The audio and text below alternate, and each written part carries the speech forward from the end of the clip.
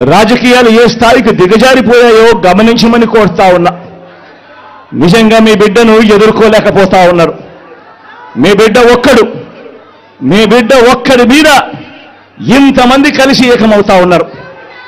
ఒక చంద్రబాబు, ఒక ఈనాడు, ఒక ఆంధ్రజ్యోతి, ఒక టీవీ5, ఒక దత్తపుత్రుడు, ఒక బీజేపీ, ఒక కాంగ్రెస్, వీళ్ళందరికీ సరిపోరు అన్నట్టుగా నా ఇద్దరి చెల్లెమ్మలతో కుట్రలు కూడా చేస్తూ ఈరోజు రాజకీయాలు చేస్తా ఉన్నారు. ఆలోచన చేయమని అడుగుతా ఉన్నా. రాజకీయాలు ఏ స్థాయికి పతనమైపోయాయో గమనించమని కోరుతా ఉన్నా. ఇక మా చిన్నాన్నగారి విషయానికి వద్దాం.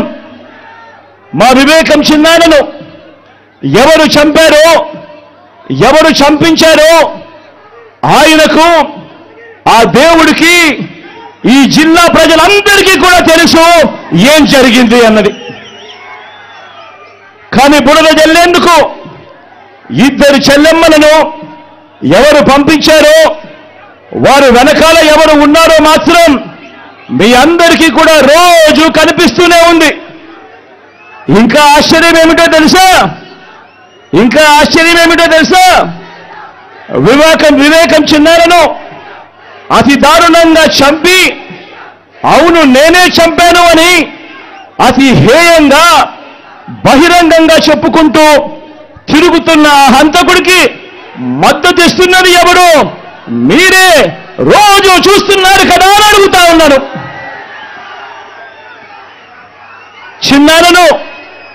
చిన్నారను అన్యాయంగా ఎమ్మెల్సీ ఎన్నికల్లో ఓడించిన వారితోనే, సంఖ్యాబలం లేకపోయినా కూడా ప్రలోభాలతో, అధికార బలంతో ఓడించిన వారితోనే ఈరోజు పట్టాలు వేసుకొని తిరుగుతా ఉన్నారు అనంటే దానికి అర్థమేమిటి అని చెప్పి ఈ సందర్భంగా అడుగుతా ఉన్నా.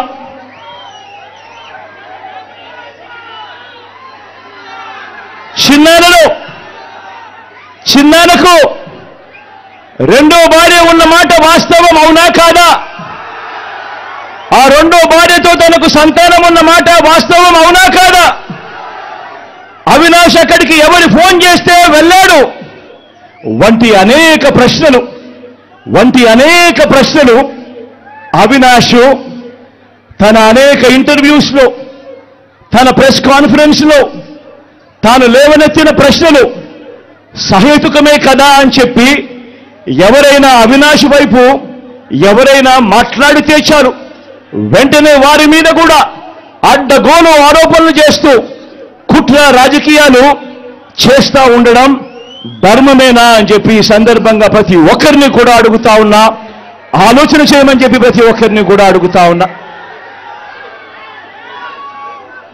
ఇలా చిన్నాన్నను ఓడించిన వారిని గెలిపించాలని తిరగడం కంటే దిగజారుడు రాజకీయాలు ఎక్కడైనా ఉంటాయా అని చెప్పి ఈ సందర్భంగా అడుగుతా.